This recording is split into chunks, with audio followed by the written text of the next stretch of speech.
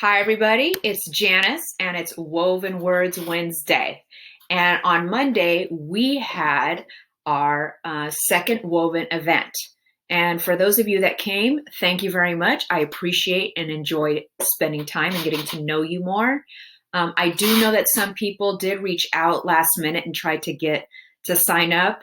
And I'm sorry I was not able to get back to you, but just so you know, in the future, if you want to attend one of the Woven events, you need to sign up at least 2 hours before, whether it be in person or via Zoom, so I can get the Zoom link out to you and save your spot.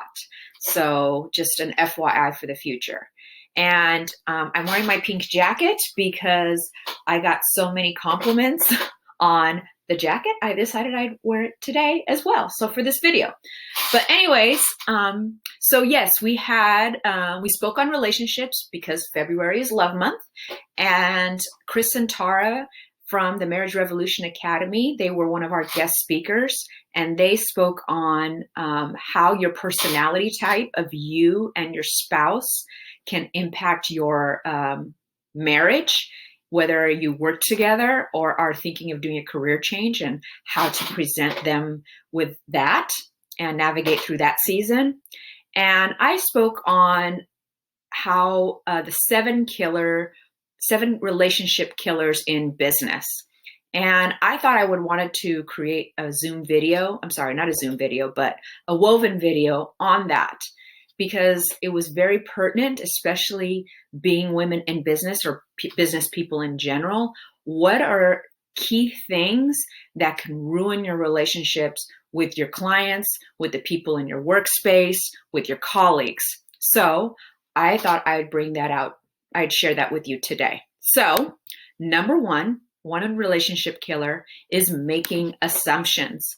Most oftentimes, we all bring our own illusions into and out of every interaction.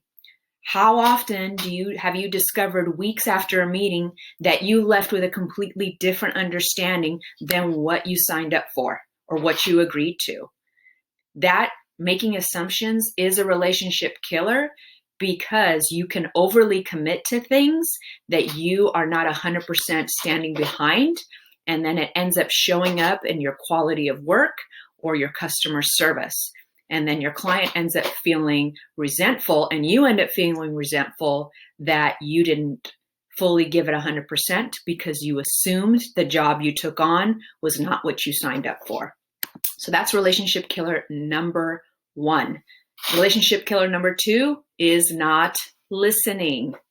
Okay. Now this can be passive or careless, meaning somebody's talking to you and you start daydreaming about what you got to do for dinner, or the chores and responsibilities you have to do at home, and you miss a very important detail with your client or your partner or somebody at work.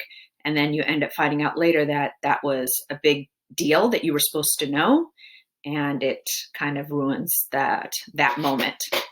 So, but an even worse part of not listening is that someone gives you all the signs that they're listening, but instead of listening to understand, they are listening to respond or disagree. Now, this is more common in our personal relationships because especially when we get into heated discussions, as soon as our significant other or our kids or somebody that we're talking to, is saying something that we disagree with, we're already in our minds thinking our response and our rebuttal before we even have a chance to even clarify that what they're saying is truly what we're hearing. So that's relationship killer number two, not listening. Relationship killer number three is imposing your solution. This is more common for people who are drivers or control freaks. They create unilateral decisions without input or the advice or feedback from their team. Over time, people stop looking for their own solutions, which is fine if you're a passive person, but it can be abrasive for people who like to have autonomy.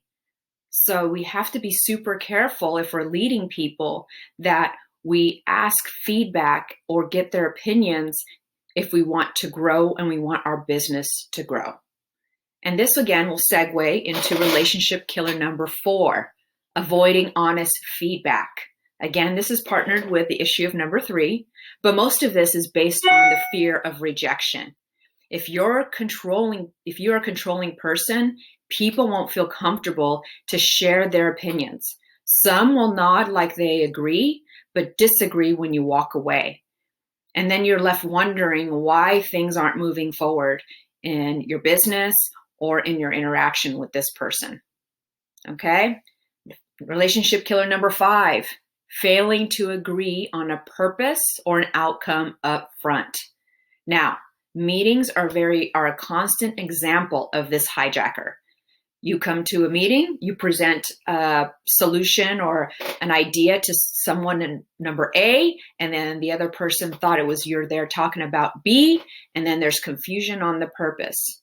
This is why presenting your agenda or your vision or your mission up front is super important. It gives you clarity, and it gives the people you work with clarity. Without it, people feel lost and productivity goes down. And then finally, relationship killer number 6 is failing to acknowledge the other person's concerns. Now, this falls into alignment with seeking to understand, not necessarily to agree. When we make people wrong, they dig their heels, and then you automatically lose the deal or you lose the argument. If you agree and you restate their concerns, then about what they are saying, then you're acknowledging you are understanding them. Doesn't necessarily mean you agree with them, but you're hearing their voicing their concerns and their feelings. So you can be totally right, but your data or your knowledge will not be received by the other person if they feel that they are not being heard. Which then will segue about something that Grant Cardone, he's a very famous, popular mental mindset guru for people in sales. He talks about the magic of agreement. And that is using agreement vocabulary with the people you interact with, especially if you're going to run into an objection or an opposition. You start off with saying things like, "You're right. I totally understand. I agree. I hear you." Now, people may think this is manipulation, but it's not. What it is that you are listening first. You are opening the dialogue that you're saying, "Hey, I hear you." And then you segue into a solution.